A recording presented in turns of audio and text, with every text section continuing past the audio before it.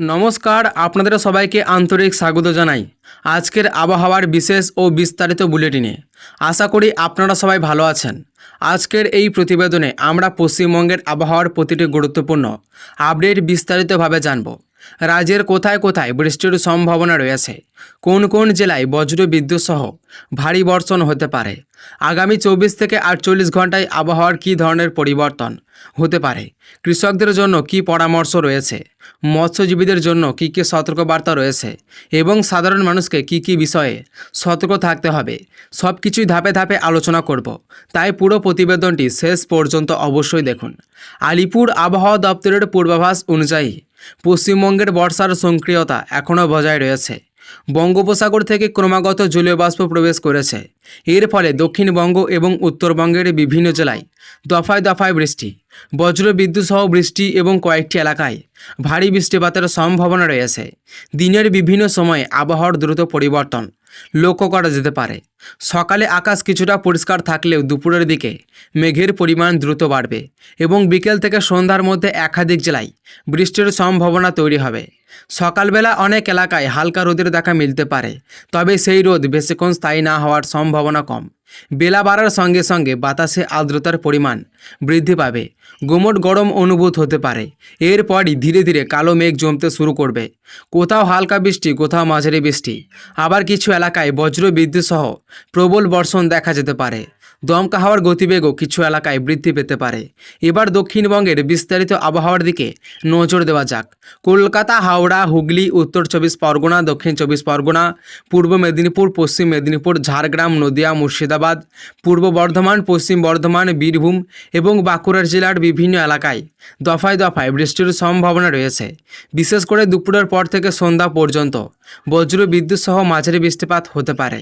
কোথাও কোথাও অল্প সময়ের জন্য ভারী বর্ষণও দেখা যেতে পারে। কলকাতা শহরে সারাদিনই আবহাওয়ার রং বদলাতে পারে।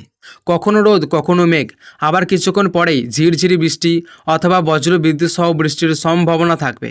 অফিস টাইমে বৃষ্টি হলে গুরুত্বপূর্ণ রাস্তাগুলিতে যানজটের সৃষ্টি হতে পারে। নিচু এলাকায় সাময়িকভাবে জল জমে যাওয়ার সম্ভাবনাও উড়িয়ে দেওয়া যাচ্ছে না। তাই যাদের জরুরি কাজ রয়েছে তারা সময় হাতে নিয়ে বেরোন। হাওড়া ও হুগলি জেলার বিভিন্ন এলাকায় একই ধরনের আবহাওয়া থাকতে পারে। নদিয়া ও মুর্শিদাবাদ জেলার কিছু এলাকায় বিকেল এবং রাতের দিকে বৃষ্টির সম্ভাবনা তুলনামূলকভাবে বেশি। পূর্ব ও পশ্চিম মেদিনীপুরে উপকূলীয় প্রভাবের কারণে দমকা হাওয়ার সঙ্গে বৃষ্টির সম্ভাবনা রয়েছে। ঝাড়গ্রাম ও বাঁকুড়ার কিছু এলাকায় বজ্র বিদ্যুৎ সহ বৃষ্টির সম্ভাবনা রয়েছে। এবার উত্তরবঙ্গের দিকে আসা যাক। আলিপুর আবহাওয়া দপ্তর জানিয়েছে, দার্জিলিং, কালিম্পং, জলপাইগুড়ি, আলিপুরদুয়ার এবং কোচবিহার জেলায় ভারী বৃষ্টিপাতের সম্ভাবনা রয়েছে। পাহাড়ি এলাকায় কুয়াশা বাড়তে পারে। টানা বৃষ্টির কারণে পাহাড়ি রাস্তা পিছিল হয়ে যেতে পারে। কোথাও কোথাও ছোটোখাটো ধস নামার আশঙ্কাও উড়িয়ে দেওয়া যাচ্ছে না। তাই পাহাড়ে যারা ভ্রমণে রয়েছেন অথবা যাতায়াত করবেন তাদের বিশেষ সতর্ক থাকার পরামর্শ দেওয়া হয়েছে। মালদা, উত্তর দিনাজপুর এবং দক্ষিণ দিনাজপুরেও মাঝারি বৃষ্টিপাতের সম্ভাবনা রয়েছে। কোথাও কোথাও বজ্রপাতের ঘটনাও ঘটতে পারে। তাই খোলা মাঠে অবস্থান করা, বড় গাছের নিচে দাঁড়িয়ে থাকা বা বজ্রপাতের সময় মোবাইল ব্যবহার করা থেকে বিরত থাকুন। কৃষকদের জন্য এই বৃষ্টি যেমন আশীর্বাদ, তেমনই অতিরিক্ত বৃষ্টি হলে সমস্যাও তৈরি হতে পারে। ধান, পাট, অন্যান্য খরিফ ফসলের জমিতে যাতে অতিরিক্ত জল না দাঁড়ায় সেদিকে নজর রাখা প্রয়োজন। জল জমে থাকলে দ্রুত বের করে দেওয়ার ব্যবস্থা করুন। বজ্রপাতের সময় মাঠে কাজ না করা সবচেয়ে নিরাপদ। মৎস্যজীবীদের জন্য গুরুত্বপূর্ণ সতর্কবার্তা রয়েছে। সমুদ্রের পরিস্থিতি সবসময় স্থির নাও থাকতে পারে, তাই গভীর সমুদ্রে যাওয়ার আগে আবহাওয়ার সর্বশেষ নির্দেশিকা জেনে নেওয়া জরুরি। আবহাওয়ার প্রতিকূল থাকলে সমুদ্রে না যাওয়াই নিরাপদ। সাধারণ মানুষের জন্য কিছু গুরুত্বপূর্ণ পরামর্শ রয়েছে।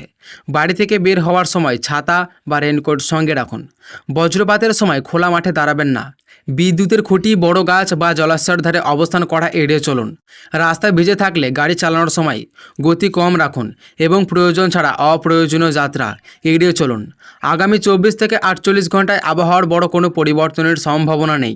বর্ষার সক্রিয়তা বজায় থাকায় রাজ্যের বিভিন্ন জেলায় দফায় দফায় বৃষ্টি চলতে পারে। কোথাও হালকা, কোথাও মাঝারি, আবার কয়েকটি এলাকায় ভারী বৃষ্টিপাতের সম্ভাবনা থাকবে। তাই আবহাওয়ার সর্বশেষ আপডেটের দিকে নজর রাখুন এবং স্থানীয় প্রশাসনের প্রশাসনের নির্দেশ মেনে চলুন।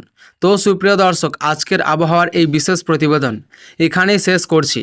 নতুন কোনো আপডেট বা বড় সতর্কবার্তা প্রকাশিত হলে আমরা সবার আগে আপনাদের কাছে তা পৌঁছে দেব।